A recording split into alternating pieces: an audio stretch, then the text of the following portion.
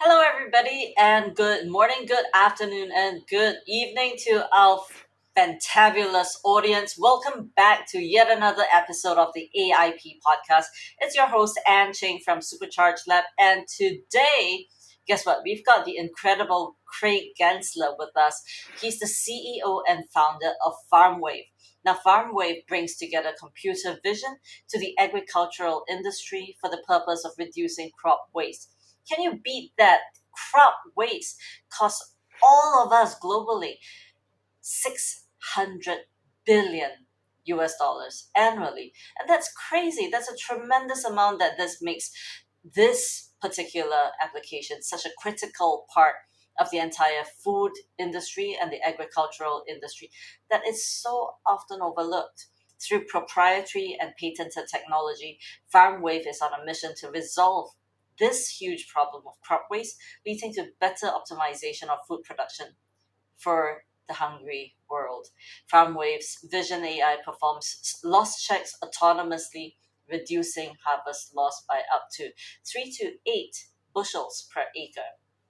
And today, here with us to talk about it is Craig Ganssle, CEO and founder of FarmWave. Welcome, Craig. It's such a pleasure to have you here today.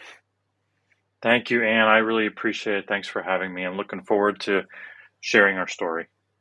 Absolutely. Craig, let's kick it off with you telling us your story. How did your interaction with Google Glass get you to founding FarmWave? It kind of by accident. It was I had a previous company called Basecamp Networks, which I sold in 2018. But I was a partner of Google with Google Workspace and Google Cloud, and I had got asked early about adopting Google Glass, getting a pair and trying it out, giving feedback. So I went to New York City to the office on the East Coast, and I got this pair. And I came back, and it was actually an acquaintance that I met here in Georgia, a guy named Bruce Raisa, who was a farm kid from Missouri, but sort of left the family farm to get into tech, and he went to like IBM and then NCR and AGCO, which is how he ended up here in Georgia. And he talked to me about not only this pair of glass, but kind of what I was doing with large scale networks in agriculture. And we ended up taking this pair of Google Glass later on. Bruce got a pair as well to a John Deere developers conference in, I think it was the fall of 2013. And it just kind of went from there. It was sort of the hit of the show. Of course, everybody wanted to put on glass and take a picture, but I really got an idea of how could this be useful. And it was the ability to hands-free with a heads-up display, use your voice and take a picture and then send it to somebody. And I am not a farm kid. So I was like, well, what's the importance of that? And it was around crop scouting. So identifying disease and pest in fields that crop scouts will drive long distances to visit farms, walk the fields, look for disease and pest, see how bad it is, what can be done, and advise the farmer. And I kind of have some background in AI. I did a little bit of it in the military in 1995 through 2001. So I was like, why don't you just use image recognition to identify the disease or pest, and then you can send it to somebody? And everybody was like, you can do that. And I was like, yeah, I think we can. So, I mean, I know we can. Can we do it on Google Glass? And so that's really how it started. And it started on Google Glass, and we did some projects. That was a bit of a novelty using Google Glass. So we then moved it to the mobile device. And now today it lives on performing many different tasks on machinery, such as harvest loss. That is amazing.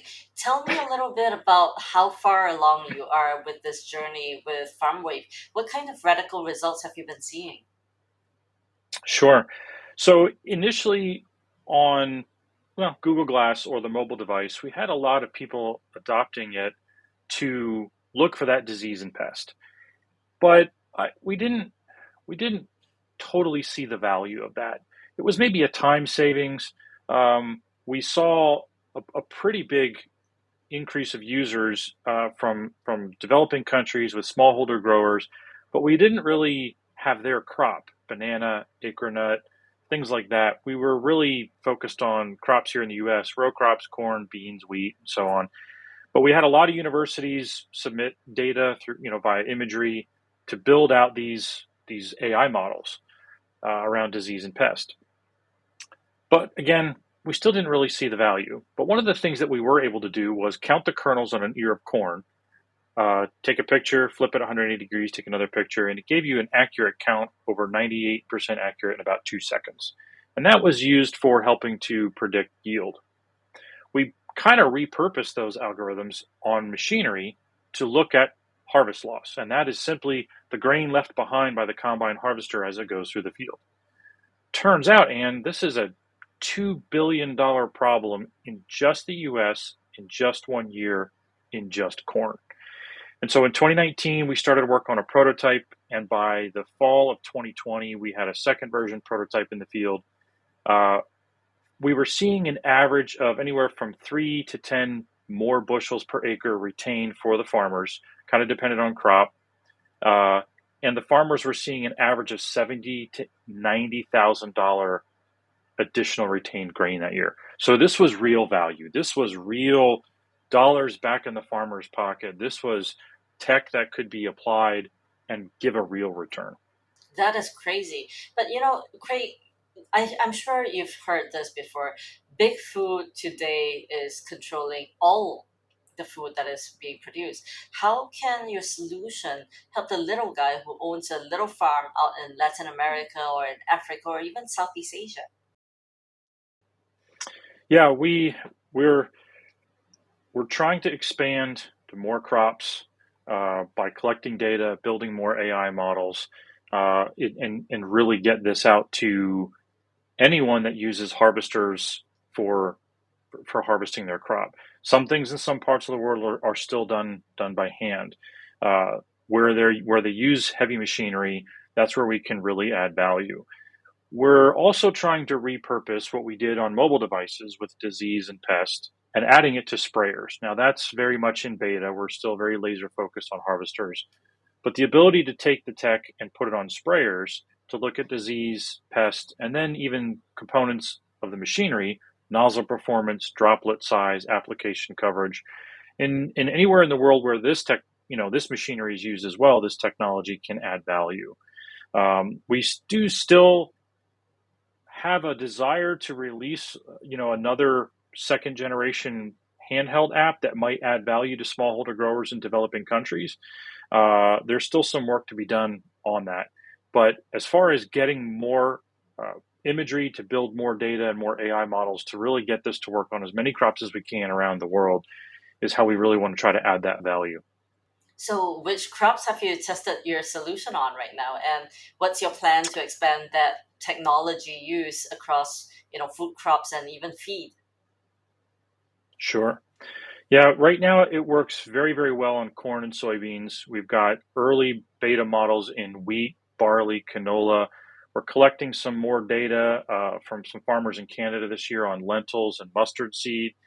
Uh, Really, it's just as we get introduced to different areas and people get interested in Farmwave, we find so graciously that people are willing to reach out and say, "How can I help? How can I help in my area?"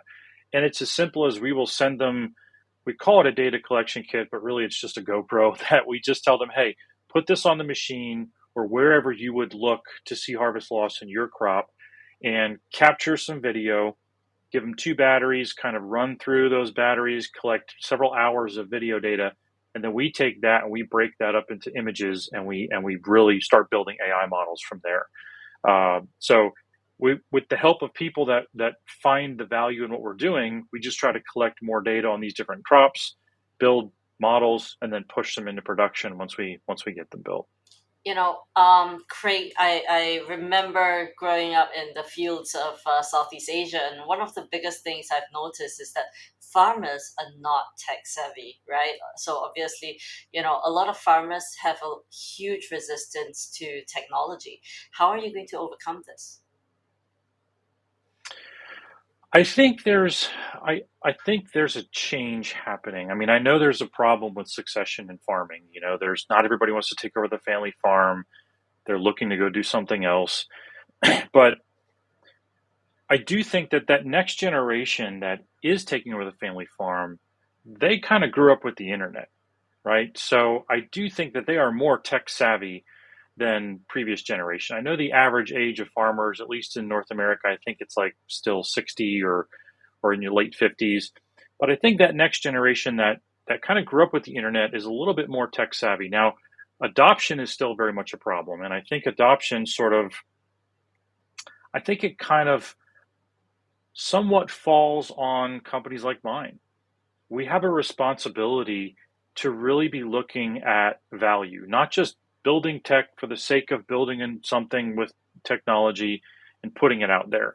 Does it really add value? And I think that there has been a lot of overpromise and underdeliver in the ag tech sector with technology, and that's got to stop. We've been around for almost 8 years, and a lot of people haven't heard of us. Even just recently, going through some interviews while we were trying to do our Series B raise, people were like, "How come I never heard of you guys?" Well, we didn't do a lot of marketing. We didn't do a lot of, putting stuff out on social media. We were heads down trying to perfect what we were doing so that when it got deployed, it added value and trying to make it super simple for the tech savvy or the non tech savvy farmer.